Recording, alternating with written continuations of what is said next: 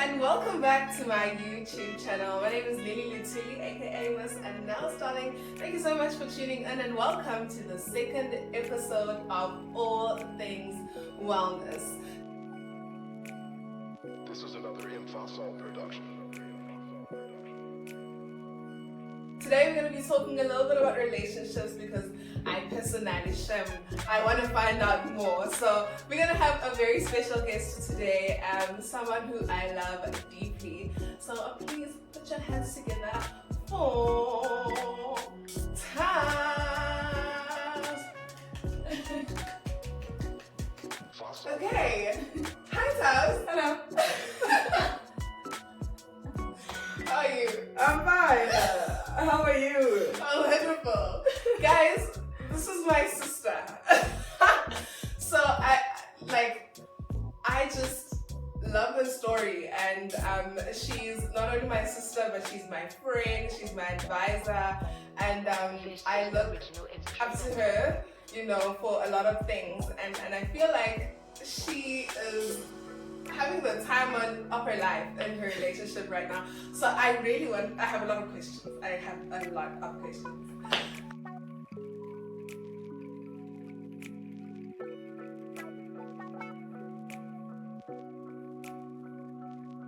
Enjoy. Like you so much again. That's a pleasure. You're making me nervous. Why? Because we have these conversations all the time, and it's organic. Yeah. Now it's proper because there's gonna be an audience. Yeah, but I think that the audience needs to hear. Now you have a book. Let's talk to me. I'm gonna talk You've got notes. It's just like a guide. Okay. I know we always get lost in our conversations. So sometimes she says things and then I'll hear something and then I'll ask a question. So let's just jump straight into it though. Please can you tell us a little bit or give us a background of your relationship right now. How did you meet? When did you meet? How long have you guys been together now? He's gonna laugh when he sees this. So I feel like first of all I mustn't be judged about how I met him because it was like a pandemic and you were more likely to see people there where we met than anywhere else. It sounds morbid, but we did meet at a funeral. His best mate had lost his dad, and he happened to be an associate of mine. So I went to support him, and there was this random oak at the funeral, just in my face. When you say in your face, how is he in your face? Well, later he told me that he saw me walking into the funeral. I couldn't make it at the funeral anyway. I got there later after work. Right. And I walked in my casuals, obviously a skirt because it had been a funeral. Yes. And he apparently told his friend that that's my wife. I'm gonna marry her one day. And so, you get busy at a funeral, and he was just around me until eventually I was just okay, weirdo, here's my number. Yeah. Now get away from me. Yeah. So this was a year and a half ago. Okay. Yeah, I think around a year and a half ago. We started dating quite quickly after that. Is it? I honestly didn't think it would last. I didn't think it would be serious because he lived in Richards Bay and I lived in Durban. Yes. So I thought, well, I was single, he was single, Yeah. and if he was gonna ask me out on a date, it's fine. We're both grown adults, so a date is just a date. Yeah.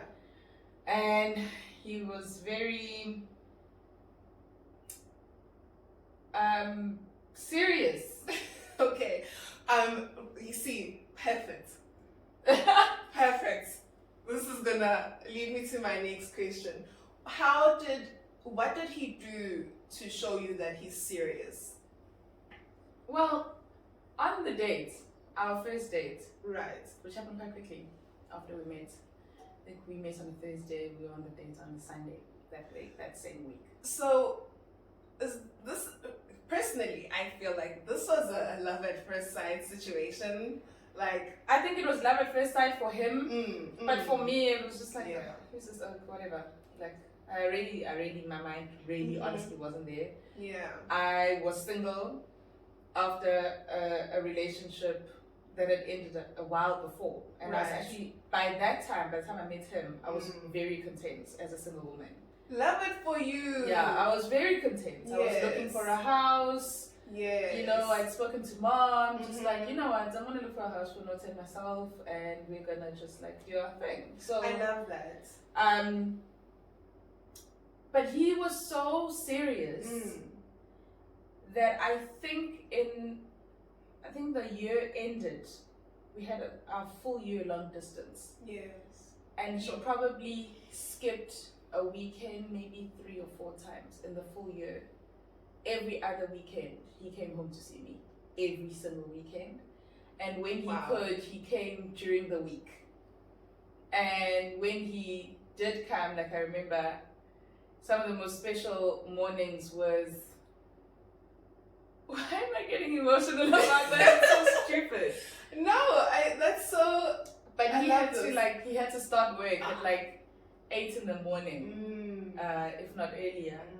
And so he had to leave Durban like 5 in the morning, 5:30, to get to Richards Bay in time to be able to start work on that morning, Monday morning. It was too painful to part on Sunday, so he would leave on Monday morning, so he really had to. But he would come home and we'd sit in his car and I'd make him coffee, and we'd just have coffee together on Monday mornings before he had to go. So yeah, that's like one of the best memories. Yeah. Like him living so far away, but he always made it work. Yeah. Like he always made it work. Like there was never put in the effort. Yeah, like I never had excuses. You know, and any of his excuses would have been 100% valid because we lived 2 hours apart. Right. But he was there. Like all the time. I never felt his absence. Wow. I just never felt his absence. Yeah. I think, you know what, I also remember those mornings before you go to work and I'm getting ready to go as well. And there's my sister in the morning. I'm driving out. She's going to a man. Everyone needs to go to work. She needs to go to work. He needs to go to work. But these guys are literally, you know, connecting. And I just thought that it was such a beautiful moment to watch. I think even from the outside looking in, you know, just seeing his intentionality. One thing I can say like about him is that he's incredibly intentional. Yeah. There's something that you mentioned that really, I think spoke to me. You said that you were literally doing your thing. I was. And basically what I'm trying to ask for you to do in this moment is to perhaps help ladies out there to say that the most successful relationships is when you get there and you just have your own thing going on. You're just going about your life. How did you get to that point? Like, please tell us more about that. So my relationship before him was quite turbulent. Right. And it obviously didn't work out. So afterwards, I worked on my healing. And I wasn't working on my healing so that when I meet the next guy, I'll be okay. I was working on my healing because it's my responsibility, full stop. My own healing is my own responsibility, even if my wounds were caused by someone else. Sure. Like, if someone can wound you, how can you think that healing can come from the same person? You can heal yourself. Yeah. You know. So I was evolving. I was very fascinated with like laws of the universe and laws of attraction and things like that. And I really got engulfed in that.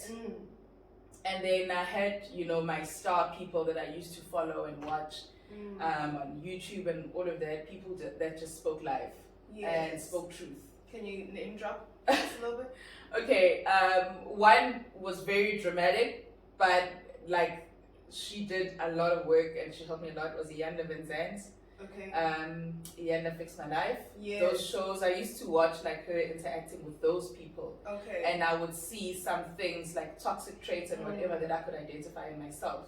Yeah. And she would actually give you tools of how to deal with those things. So I, like for example, a lot of the time when people mistreat you, they've gotten permission from you. Sure. To mistreat you. Wow. It's not possible to be treated in any way without your permission. Sure. There are levels and there's a spectrum, but one way or another, whether under duress or whatever, she just taught me that people treat you in a certain way because you've given them the permission to do so. Yeah. And you can revoke that permission anytime. How do we revoke it? Quick fast, like just one quick tip. How do we revoke? Because sometimes in the moment you're aware that you're being mistreated, but you don't necessarily know how to nip it in the bud, like right there and then. Usually that permission is non-verbal, which means if you haven't verbalized it, you probably haven't even consciously thought of it. It's just happening. So you just have to identify that bad behavior and then see where a boundary would have been useful. Yes. If it had been drawn. Like you can see, if you think about it, you reflect in long enough, you can see where your boundaries started to be violated and you allowed it. It could be a feeling of, oh, I'm not comfortable with that. Yeah. Or a feeling of doubt. Right. Or a feeling of confusion, where you're like, this seems okay, it's being explained as an okay thing to do, but it doesn't feel okay. But why am I not okay with it? There's no law against it, there's no rule against it, it just doesn't feel right. It feels a bit off. So you can always trace back to those feelings where it was off and define that boundary. Sometimes it sounds as dumb as, I don't like it when people sit closer than 2 meters to me. Yeah. You know, and I actually allowed that person to do it and that person to do it. I even allowed this person to actually sit on top of me. Sure. Oh, okay. That's when you start taking responsibility of, I should have drawn that boundary and I shouldn't have compromised on it. Like she told me that we draw boundaries and then people tell us, no, I'm not comfortable with the boundary you just drew for me. And then we rub it out. Like you, the one that drew the boundary. You rub out your boundary, like, how's that? Is that better for you? Sure. And people are okay with it for some time and then they're like, no, but I don't like the way that is either. Because I want more. And you rub the boundary out and you draw another one. And you keep compromising yourself. All the time. Correct. So that's when you start seeing where you let yourself down and chose other people in your stead. When you identify those places, there is nothing wrong with taking those boundaries back and putting them exactly where you first put them.